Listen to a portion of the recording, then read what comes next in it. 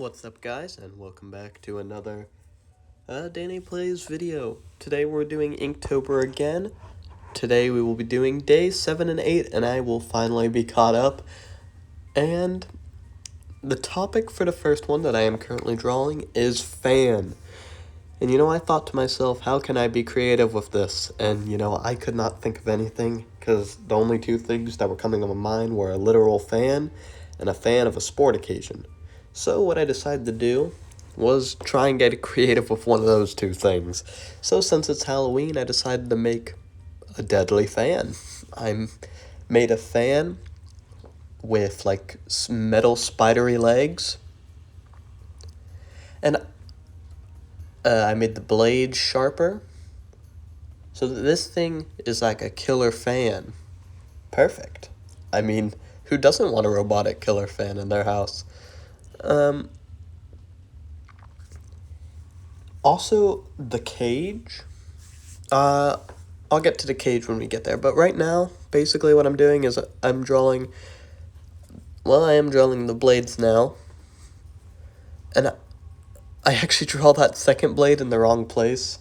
So I have to go and erase that a little bit, because it's on the back of the motor when it should be closer to the front. So we got that. And something I like about these drawings is that since I didn't really know what to do with them, and I kind of had to come up with them on the fly, they're a bit smaller, but also for whatever reason, you'd think if you had a plan, they would take a lot less time, but you actually take less time when you don't have a plan, because when you have a plan, you have all these details you want to add, and like you know what you want it to look like, so you're going to keep going till you get what you look like. With this, since I was doing it on the fly, once I was happy with it, I was pretty much done. And what I'm doing... Wait, what am I doing right now? Oh, wait, yeah, I added wires around it, like exposed wires, to kind of make it look like this thing is slightly dismantled. Or like maybe the electricity is like obviously what's keeping it alive, but maybe it was made in some crazy lab, so the guy just threw a bunch of stuff together. Kind of what the spidery legs make me think, I mean. And I thought about having one of the legs dig into the ground like I did with the ballista bolts, but I just decided I liked having them out like it was walking across the top instead of being dug in. But I do actually really like the way the legs came out. Even though they're simple, I end up really liking it. And when I first had the idea, this pretty much matches what I had in my mind.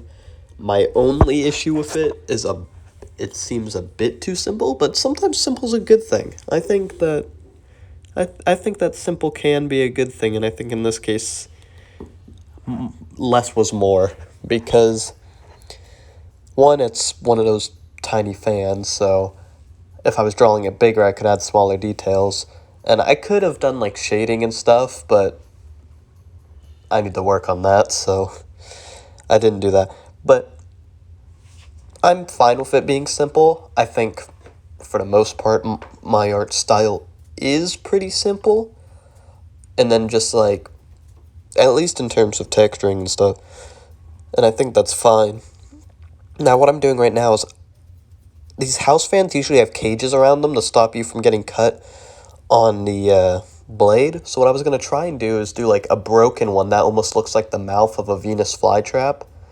So like this thing's been animated and like brought to life, so it's trying to chomp down on you with the cage, and it's got the blades inside its mouth. Like I wanted the cage to be this big monstrous mouth and have the blades like inside it, but it didn't really work out, so I ended up just erasing that. Anyway, after that, pretty much all I added was, well, after I get rid of the cage, pretty much all I add is just a few small little details, like I added a power switch and some more buttons. I don't know what all the buttons do. A fan usually only has like a few buttons, but I added a knob. Maybe this knob would be used to put the like fan on high or low, or like swivel or something.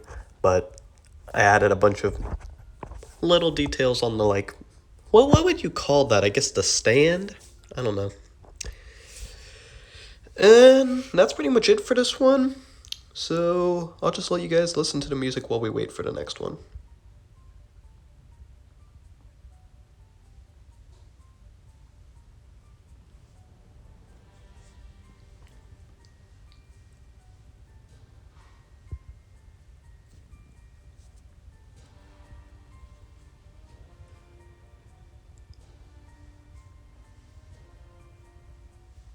Okay, so now we're into the second one of today, which is topic 8. Topic 8 was watch. And, I kind of originally wanted to do something kind of creepy, like maybe a bush with people looking out. But I really didn't know what to do with watch. So I just did kind of like an arm watch, but I changed it up. I had a ton of ideas, but like, I thought about putting like a clock in the middle of a robot, but that would be a clock, not a watch, so I didn't do that. So I started designing this watch, and I had no original intention for what I was doing. I was just drawing a watch, and then I was going to add something to it and figure out how that went. And I ended up creating some sort of like time machine, or like really I'm going to imagine it's a time machine. But to be honest, because of the date I put on it, which is today's date, I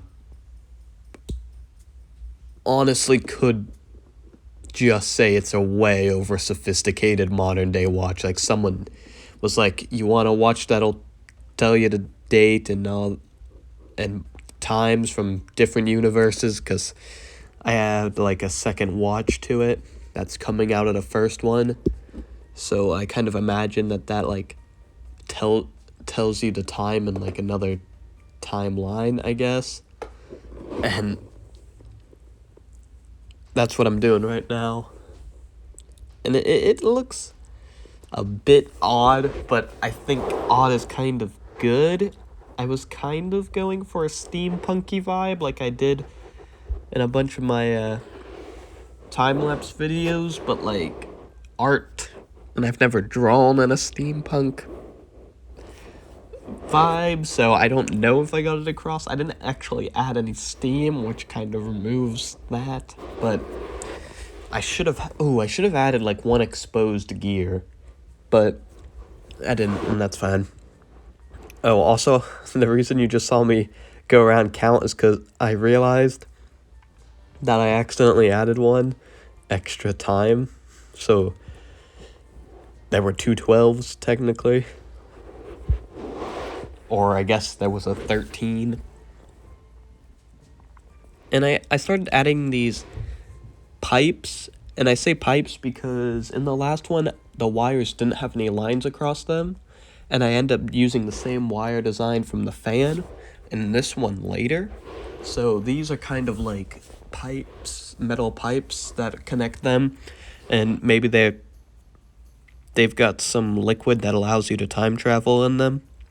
And then there's wires that are going like all around it that like feed it the electricity it needs. I don't know. Right here, I'm adding the front screen that displays what date you're going to. And I decided, since this was for Inktober day 8, that I would just do that date, 2021. I don't know why there's this pause right here where I'm not doing anything. Maybe I was just looking at it. I don't know.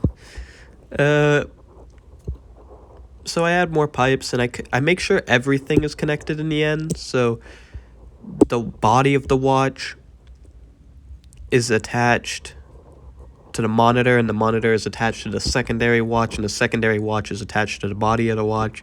So I make sure everything is connected.